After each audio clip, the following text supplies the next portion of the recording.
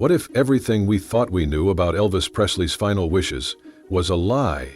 In March 2024, construction workers renovating an old Memphis law office uncovered something that would change history.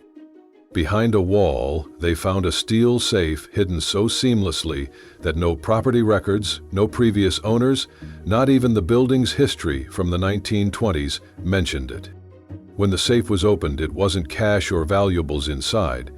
It was a set of pristine legal documents, sealed away since 1976. Among them was a last will and testament, signed by none other than Elvis Aaron Presley himself, and notarized by a Memphis attorney named Harold Morrison, who died under mysterious circumstances in 1978. The signature, the paper, the ink, all of it checked out. Experts confirmed beyond doubt that this was real.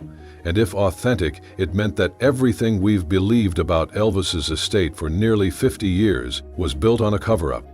This secret will revealed a very different Elvis, not the isolated superstar lost in paranoia, but a man who had begun to suspect betrayal from those closest to him. He wanted to protect his legacy, his dignity, and most of all, his daughter, Lisa Marie. The hidden betrayal. By 1976, Elvis had grown suspicious of his financial world. He saw inconsistencies in reports, unexplained fees, and business deals made without his consent. His official lawyers brushed off his questions, but Elvis wasn't convinced. So quietly he turned to Harold Morrison, a discreet attorney known for loyalty and confidentiality. Their meetings were held in secret, away from Elvis' entourage, and what they created was a will that directly contradicted the one the public has known since 1977. This document showed a man determined to protect himself from manipulation. One of the biggest shocks came from how he viewed Priscilla Presley. To the world, their 1973 divorce looked amicable, but the will painted a different picture. Elvis suspected she was steadily maneuvering her way back into influence over his empire, not out of love or duty, but ambition. Phone records later revealed a suspiciously high volume of calls between Priscilla and business insiders before Elvis' death, and even direct calls to Morrison's office shortly before his sudden passing. Elvis's true vision. The will revealed Elvis' deep loyalty to the people who stood by him. His bodyguards and core band members were promised lifelong payments. Graceland staff were rewarded with security and employment. Even Lisa Marie's nanny was provided for, with money set aside for her children's education. He also wanted to create the Presley Foundation for Struggling Artists, a $2 million zero-cent fund to help musicians in hardship, a way of giving back to the kind of young performer he once was. His vision for Graceland was the biggest contradiction of all. Elvis was clear. It was to remain a private sanctuary for Lisa Marie and her descendants, never a museum, never a tourist attraction. Its upkeep would be funded by royalties so that it never had to be commercialized. He even banned his music from being used in advertising or politics, limiting it only to respectful tributes and films approved by Lisa Marie herself. For his daughter, he planned a carefully structured inheritance. Instead of handing her a fortune at 25, she would receive allowances and support at 18, partial access at 25, and full control at 35, only after she had the maturity to handle it. He even set aside funds for counseling, travel, and mentorship, anticipating the struggles she might face as his daughter. But none of that happened. Lisa Marie received everything at 25, unprepared for the responsibility. The protections, the emotional support, even the birthday letters Elvis wrote for her. All were buried with the will, and the tragic struggles she later faced echoed exactly what her father had tried to prevent: the cover-up.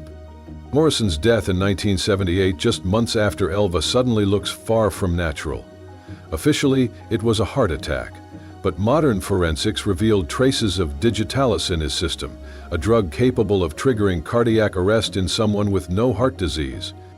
Even stranger, days after his death, unknown men cleaned out his office, removing files, archives, and even personal items. Witnesses later recalled that it felt less like grieving relatives and more like a professional sweep. Morrison's own notes, discovered with the will, told of threats, surveillance, and a break-in at his office. He even wrote a letter to his brother warning that if anything happened to him, the FBI should be contacted about documents hidden in my office. That warning was ignored until the safe was opened in 2024. Illegal earthquake. When the secret will was authenticated, estate law experts called it one of the most successful frauds in American history. By law, the 1976 document should have replaced the 1977 will. Its suppression meant decades of estate management, licensing, and profits were based on fraud. Elvis's musicians and staff immediately filed lawsuits. They had been left believing Elvis never cared for them, only to learn he had promised them lifelong security. Jerry Schilling, named in the will as Lisa Marie's guardian and later as executor, led the charge to restore Elvis's true intentions.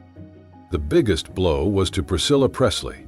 Phone logs connected her to Morrison before his death, and her decades of control over the estate now looked less like devotion and more like conspiracy. If found guilty, she faced charges ranging from fraud to conspiracy, even possible involvement in Morrison's death. Courts froze all estate assets. Tours of Graceland were suspended. Forensic accountants began recalculating the damages, including a shocking clause Elvis had hidden in the will. The resurrection clause? Elvis had thought ahead.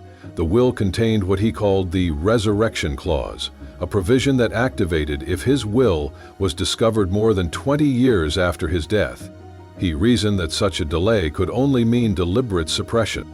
The clause imposed devastating penalties. Anyone who profited from hiding the will would have to return all gains, plus triple damages. Elvis even included compound interest calculations, ensuring that betrayal would cost far more than compliance ever would. It was, in effect, Elvis setting a trap for those who betrayed him. And when the will was finally authenticated in 2024, the trap snapped shut. The king's final victory. Sealed letters Elvis had written were finally opened, including messages to those he believed might betray him. His heartbreak, foresight, and determination came through in every line. The Presley Foundation he dreamed of began to take shape at last, funded by penalties against those who suppressed his will. Graceland, no longer a tourist attraction, was prepared to return to the private sanctuary he intended. And his daughter's children, his true heirs, finally stood to inherit his estate, according to his real wishes. Elvis Presley's secret will wasn't just a hidden document. It was his final act, a voice from beyond the grave exposing betrayal and protecting his legacy. For nearly 50 years, the world believed one story, but when the truth surfaced, it rewrote everything. Elvis may have left the stage in 1977, but his last performance came decades later, ensuring that his voice could never be silenced, not even in death. So, what do you think? Did Elvis know betrayal was inevitable, or was this will his desperate safeguard? Let me know in the comments, and if this story shocked you, don't forget to like, share, and subscribe so the King's voice keeps echoing long after the final curtain.